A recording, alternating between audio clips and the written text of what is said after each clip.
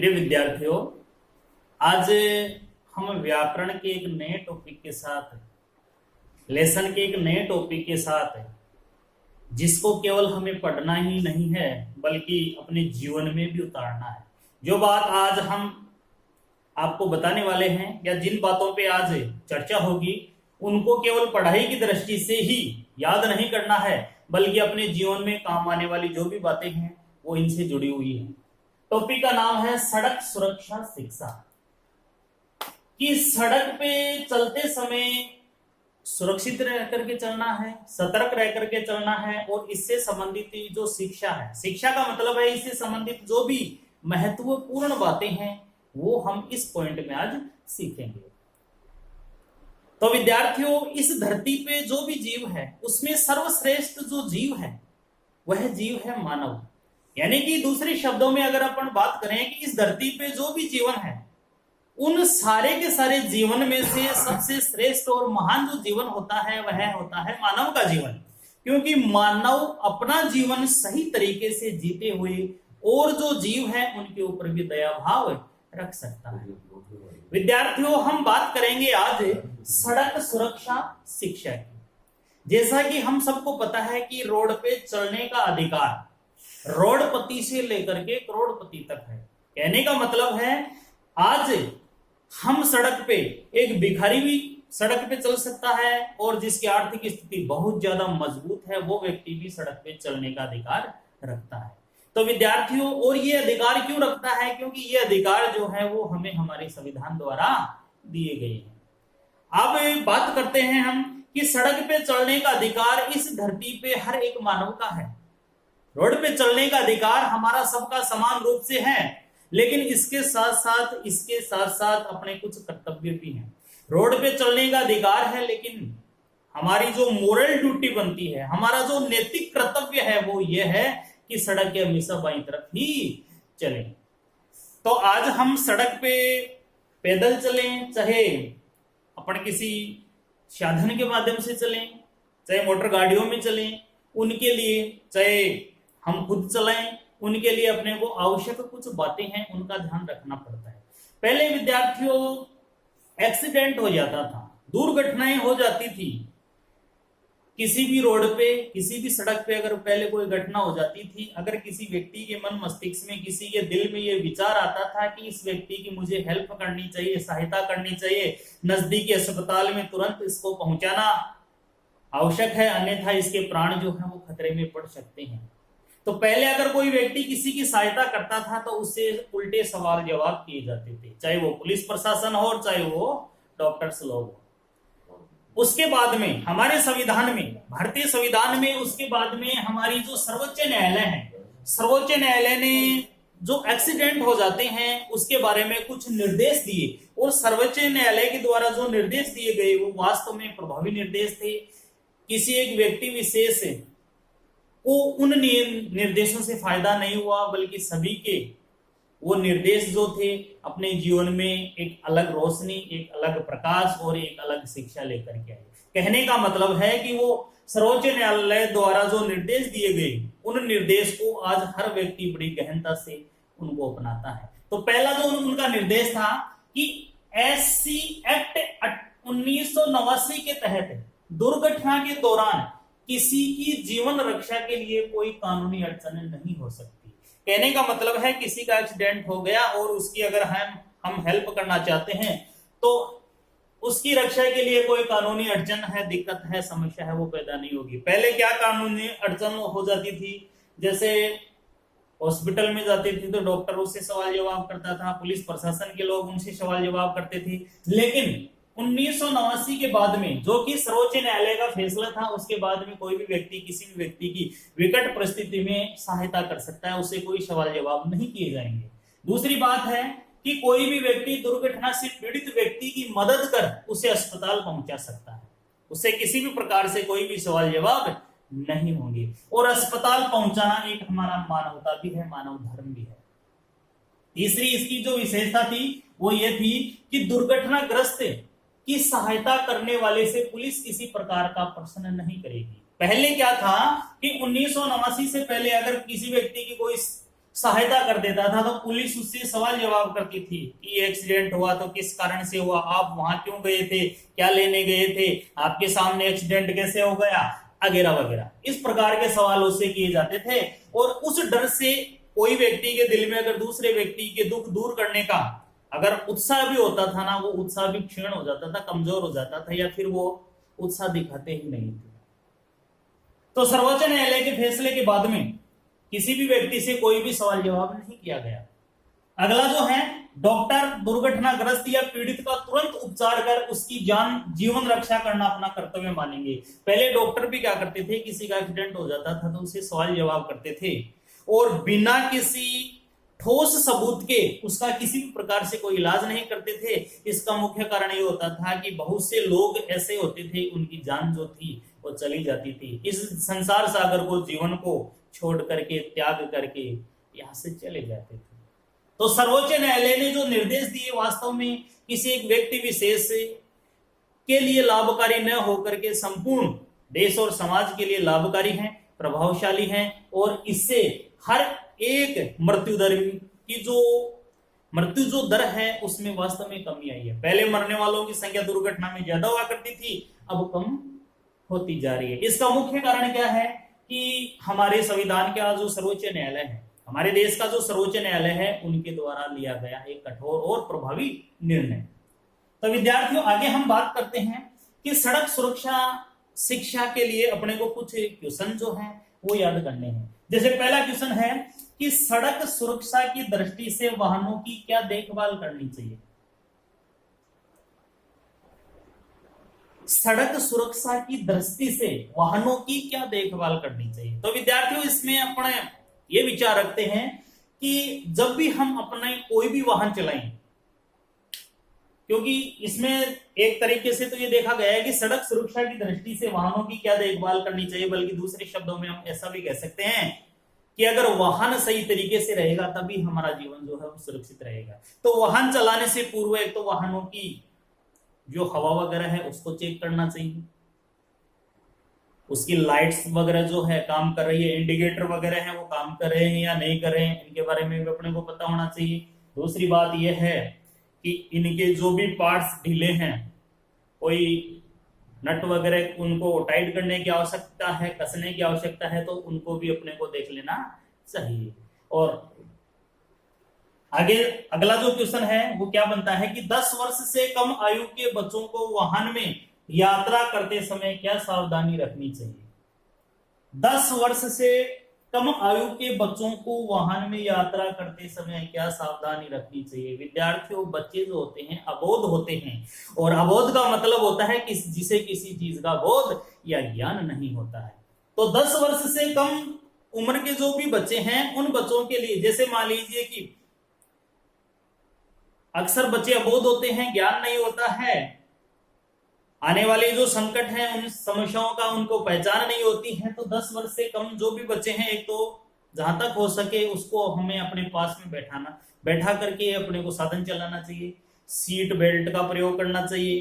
दूसरी बात यह है कि बच्चे जो हैं जैसा कि अबोध होते हैं, गेट से बाहर मुंह निकालना, खिड़की से बाहर मुंह निकालना, इससे बच्चे को किसी भी प्रकार से वो चोटिल हो सकते हैं, पेट के माध्यम से या किसी दूसरे साधन के माध्यम से। तो उन सब चीजों की जानकारी अपने को होनी चाहिए, और ये बात बच्चों को भी हमें बताते हुए रखनी चाहिए। जो भी हम साधन चला रहे हैं, जैसे मान लीजिए कि बच्चे हमारे पीछे बैठे हैं, तो उनको सीट बेल्ट का प्रयोग करते हुए रखना चाहिए, और बच्चों के ऊपर पूरी नजर जमा करके सतर्क होकर के हमें साधन जो है वो चलाने चाहिए।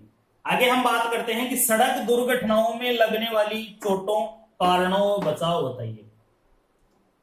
तो विद्यार्थियों, एक बात तो निश्चित है कि कोई भी घटना घटती है उसका कारण जरूर होता है, बिना कारण के कोई घटना घट ही नहीं सकती। जैसे मान लीजिए कि सामने बाइक आ रही है, या फिर इधर से कोई बाइक आ रहा है, इधर से 4 व्हीलर आ रही है, दोनों में भयंकर भिड़ंत हो गई, घटना तो घट गई, लेकिन इसका कारण निश्चित है। क्या कारण हो सकता है? या तो 4 व्हीलर वाले को चलाना नहीं आता होगा, 2 व्हीलर वाले को चलाना नहीं आता होगा, इन दोनों में से किसी व्यक्ति ने नशा कर रखा होगा, या किसी गाड़ी का टायर फट गया हो गया, जानवरों को बचाने के चक्कर में दोनों में भयंकर भिड़ंत हो गई होगी। कहने का मतलब है कि घटना घटी है तो कारण निश्चित है, बिना कारण के तो घटना घटती ही नहीं है। अब ये घटना तो घट गई, अब इसमें हमारा जो क्वेश्चन बनता है वो क्या बनता है कि सड़क दुर्घटनाओं में लगने वाली चोट। तो विद्यार्थियों इस बात को तो हम भी जानते हैं कि जब एक्सीडेंट होता है तो चोट जो है शरीर के किसी भी हिस्से को प्रभावित कर सकती है, किसी भी हिस्से के चोट लग सकती है, सर में भी लग सकती है, हाथ पैर भी टूट सकते हैं, रीढ़ की हड्डी भी टूट सकती है और हम पूरे काम में भी आ सकते हैं। तो कहने का मतलब है कि चोट हमारे शरीर पे किसी भी तरीके से लग सकती है। अब इसके कारणों को ढूंढते हैं। कारण में हमने अभी देखा कि नशीली चीजों का उपयोग करके साधन चलाना, साधन चलाने में पूर्ण रूप से अनुभव नहीं होना, किसी जानवर को बचाने के चक्कर में साधन एक दूसरे में साधनों में भिड़ंत हो जाना, ब्रेक फेल हो जाना, बहुत से ऐसे कारण हैं जिनसे कि एक्सीडेंट हो जाता है। इनका बचाव क्या है? बचाव यही है कि एक तो नियंत्रण में साधन चलानी चाहिए। अनियंत्रित तरीके से साधन चलाने में भी अक्सर क्या होता है कि एक्सीडेंट हो जाता है। एक तो नियंत्रण में नियंत्रित होकर के साधन चलाना चाहिए, पूरे होश आवास में साधन चलाना चाहिए। जब हमें नींद ज्यादा आती हो, कभी कभी क्या होता है कि जब इंसान लंबी दूरी तय करके आता है और रात को सो नहीं पाता है, लंबे समय से वो ड्राइव कर रहा है, उस कंडीशन में भी थकान के कारण, नींद वगैरह आने के कारण भी एक्सीडेंट हो जाया करते हैं। तो इन सब चीजों की अपने को जानकारी होनी चाहिए। अगला जो क्वेश्चन हमारा बनता है वो ये बनता है कि एक अच्छे नागरिक होने के नाते सड़क पर दुर्घटनाग्रस्त व्यक्ति की आप किस प्रकार सहायता करेंगे। इसमें यह बताया गया है कि आप एक अच्छे नागरिक हो और आपके सामने, आप एक अच्छे और महान नागरिक हो, आपके सामने कोई एक्सीडेंट हो गया है और उस एक्सीडेंट में बहुत से लोग घायल हो गए हैं, तो आप उस कंडीशन में क्या करेंगे। तो इस क्वेश्चन का जो आंसर है इस तरीके से होगा कि एक अच्छे नागरिक होने के नाते सड़क पर जो भी दुर्घटनाग्रस्त व्यक्ति हैं उनकी हम किस प्रकार से सहायता करेंगे। तो विद्यार्थियों, एक अच्छे नागरिक होने के नाते सबसे पहले आपको क्या करना चाहिए कि जो भी घटित घटनाएं हैं उसका अवलोकन करना चाहिए। अगर हमारे सामने बिल्कुल प्रत्यक्ष में जो भी एक्सीडेंट हुआ है, जो भी घटित घटना है, उसको जाकर के देखना चाहिए। जो व्यक्ति ज्यादा गंभीर हैं, जिसको हम सीरियस बोलते हैं, उनको नजदीकी अस्पताल में पहले पहुंचाना चाहिए। उनसे उनके जो भी सगे संबंधी हैं उनको सूचना देनी चाहिए। अगर वास्तव में हमारे पास उचित समय है तो तब, जब तक उनके सगे संबंधी नहीं आते हैं तब तक उनके पास बैठ करके हमसे जितनी सहायता हो सके हमें उतनी सहायता उनकी करनी चाहिए। और उसके बाद में कहने का मतलब है कि ज्यादा गंभीर वाले व्यक्तियों को पहले महत्व देना चाहिए और उनसे कम गंभीर वाले व्यक्ति हैं उनका बाद में थोड़ा ध्यान रखना चाहिए। वैसे सभी लोगों का समान रूप से ही ध्यान रखना चाहिए और अपना जो कार्य है ईमानदारी और पूर्ण निष्ठा के साथ अपने को निभाना चाहिए। अगला है, कोहरे में गाड़ी चलाते समय अपने को क्या सावधानियां आवश्यक है। कोहरा जब छा जाता है चारों तरफ तो विद्यार्थियों 10-15 फीट की दूरी में भी एक दूसरे व्यक्ति आसानी से नहीं दिखाई देते हैं और वैसी कंडीशन होती है साधनों की। तो कोहरा जब छा जाए और हमें किसी जगह जाना पड़े और बीच में कोहरा या सड़क पे कोहरा अपने को नजर आए तो अपने को कुछ बातों का ध्यान रखना चाहिए। जैसे नंबर 1 बात तो यह है कि अगर कोहरा भयंकर है या मध्यम है, कैसा भी है, घना कोहरा है, तो हमें सबसे पहले अपना फर्ज बनता है लाइट को ऑन रखना। अपनी जो भी साधन अपन लेकर के जा रहे हैं उसमें लाइट्स जो है उसको चालू रखें। गाड़ी की गति जो है वो मंद रखें, धीमी रखें और सबसे बड़ी जो बीमारी है उससे दूर हटें, वो है मोबाइल पे बात करने की। गाड़ी चलाते समय हमें कभी भी मोबाइल पे बात नहीं करनी चाहिए क्योंकि हमारा जो जीवन है बड़ा अनमोल जीवन है और इस जीवन को हम बड़े आनंद पूर्वक तरीके से जिएंगे तभी हम एक अच्छा और महान कार्य जीवन में कर सकते हैं। तो मोबाइल का प्रयोग अपने को नहीं करना चाहिए। इसके साथ साथ सामने वाले की दिशा, स्थिति आदि को भी अपने को देखते हुए आगे अपने लक्ष्य की तरफ चलना चाहिए। आगे विद्यार्थी हम बात करते हैं कि सड़क दुर्घटनाओं से हमें क्या शिक्षा मिलती है। विद्यार्थियों, रोज हम टेलीविजन में, न्यूज़पेपर में देखते हैं, सोशल मीडिया के माध्यम से भी अपने पास से लगातार खबर आती रहती है कि उस जगह पे, उस गांव में, उस शहर में या उस जिले में इतने लोग मारे गए। इसका मुख्य कारण यह है कि हम इतने लापरवाह हो जाते हैं, जैसे नशे में गाड़ी चलाना, तेज गति से गाड़ी चलाना और अनियंत्रित गाड़ी चलाना, मोबाइल पे फोन करते करते गाड़ी चलाना, आवारा पशुओं का ध्यान न करते हुए अपनी मस्ती में मस्त होकर के गाड़ी चलाना। कई ऐसे कारण हैं जिन कारणों की वजह से हम रोड जो एक्सीडेंट है वो होते रहते हैं, और इससे केवल हम अपना ही नुकसान नहीं बल्कि परिवार को भी एक बहुत ज्यादा सदमा या धोखा दे जाते हैं। आगे है, तो सड़क दुर्घटनाओं से हमें क्या शिक्षा मिलती है, तो इसके माध्यम से अपन बात करें कि सड़क पे जो भी घटित घटनाएं होती हैं उनसे हमें बहुत कुछ सीखने को मिलता है। एक तो यह है कि हमें कभी भी, जैसे मान लीजिए कि टू व्हीलर वाले व्यक्ति का एक्सीडेंट हो गया, मोटरसाइकिल जो चला रहा है, और हम जा करके देखते हैं तो उससे हमें शिक्षा मिलती है कि उसने हेलमेट नहीं लगा रखा था। तो एक तो हेलमेट लगाना चाहिए, और हेलमेट भी अच्छी कंपनी का, लोकल नहीं ब्रांडेड हेलमेट जो है उसका प्रयोग करना चाहिए। मोबाइल पे बात नहीं करते हुए साधन चलाना चाहिए। हमारे जो भी हम साधन चला रहे हैं वो बिल्कुल सही होना चाहिए। ऐसा नहीं कि उसका टायर खराब है या उसमें किसी प्रकार की कमी है। अगर हम रात को साधन लेकर के निकल रहे हैं तो उसकी लाइट जो है वो बिल्कुल सही और अच्छी होनी चाहिए।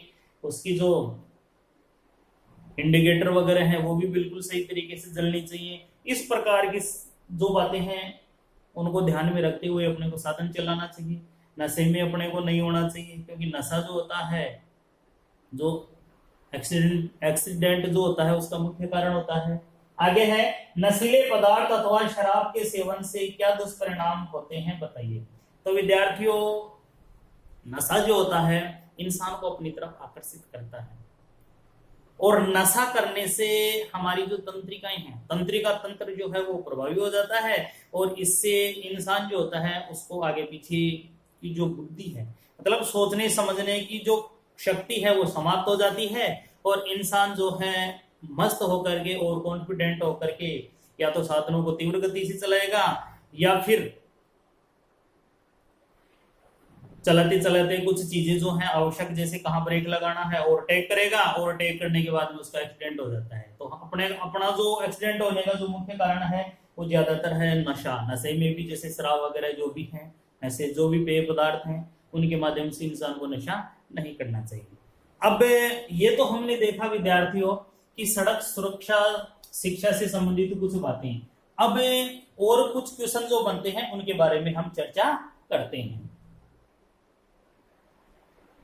जैसे एक क्वेश्चन बन रहा है उसकी बात हम करते हैं।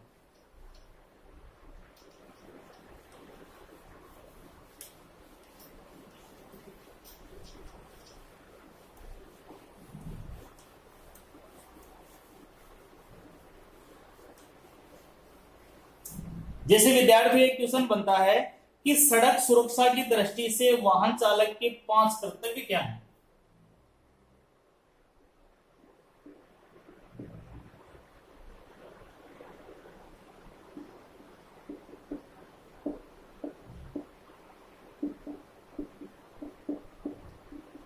वाहन चालक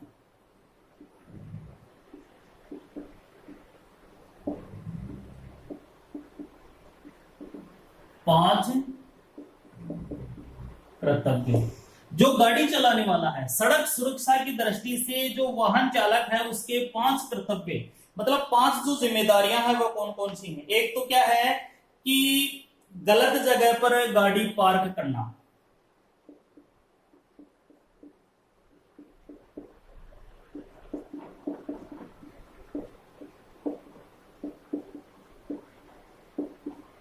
पहला तो क्या है कि गलत जगह पर गाड़ी पार्क करना, शराब पीकर गाड़ी चलाना,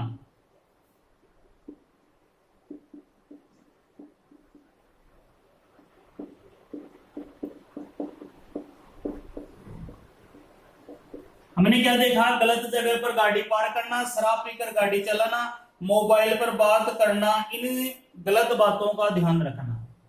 पहला है कि उसके क्या कर्तव्य हैं, 5 कर्तव्य क्या हैं। गलत जगह पर गाड़ी पार्क नहीं करनी चाहिए, नंबर 2 है शराब पीकर गाड़ी नहीं चलानी चाहिए। नंबर तीसरी है कि मोबाइल पर बात करते करते भी गाड़ी नहीं चलानी चाहिए। तो पहला कर्तव्य तो ये हो गया। दूसरे में हम बात करते हैं कि सड़क पर क्रोध का प्रदर्शन यानी कि गुस्से का प्रदर्शन तथा लोगों के साथ यानी कि सड़क पर एक तो गुस्सा प्रदर्शित नहीं करना चाहिए और लोगों के साथ दुर्व्यवहार नहीं करना चाहिए, मधुर व्यवहार ही करना चाहिए। किसको? वाहन चालक को। तो दूसरा है सड़क पर क्रोध प्रकट नहीं करना चाहिए और लोगों से मधुर व्यवहार बनाए रखना चाहिए। तीसरे नंबर की बात हम करें कि जब तक गाड़ी चलाने का लाइसेंस अगर उसके पास नहीं है, लाइसेंस अगर उसके पास नहीं है तब तक उसको गाड़ी भी नहीं चलानी चाहिए। किसको? वाहन चालक को। जब तक लाइसेंस उसके पास नहीं है तो उसको गाड़ी भी नहीं चलानी चाहिए। और पांचवा जो चौथा नंबर है कि गाड़ी की नंबर प्लेट जो है वो दिए गए निर्देशानुसार उसको लगानी चाहिए। गाड़ी की जो नंबर प्लेट है वो दिए गए यानी कि हमारे संविधान या हमारे न्यायालय के अनुसार, नियम कानून कायदों के अनुसार ही उसकी नेम प्लेट होनी चाहिए। और पांचवा जो है अलग अलग स्थितियों में कैसे गाड़ी चलानी चाहिए। अलग अलग स्थितियों को मतलब होता है बरसात, देखो गाड़ी भी मौसम के अनुसार चलानी चाहिए। अगर बरसात हो रही है, कोहरा हो रहा है, भयंकर गर्मी पड़ रही है, भयंकर सर्दी पड़ रही है, तो कहने का मतलब है कि उस कंडीशन के अनुसार वाहन जो है चालक है उसको वाहन चलाना चाहिए। तो विद्यार्थियों आज हमने ये देखा कि सड़क सुरक्षा शिक्षा में हमने ये पढ़ा कि हमें वाहन चलाते समय कुछ बातों का ध्यान रखना चाहिए। दूसरी बात हमने ये भी देखी कि वाहन चलाते समय नशे में नहीं होना चाहिए, वाहन को सही दिशा और सही कंडीशन में रखना चाहिए, लाइसेंस होना चाहिए। और इससे क्या होता है कि हमारा जीवन और अपने परिवार का जीवन जो है वो बहुत महत्व रखता है।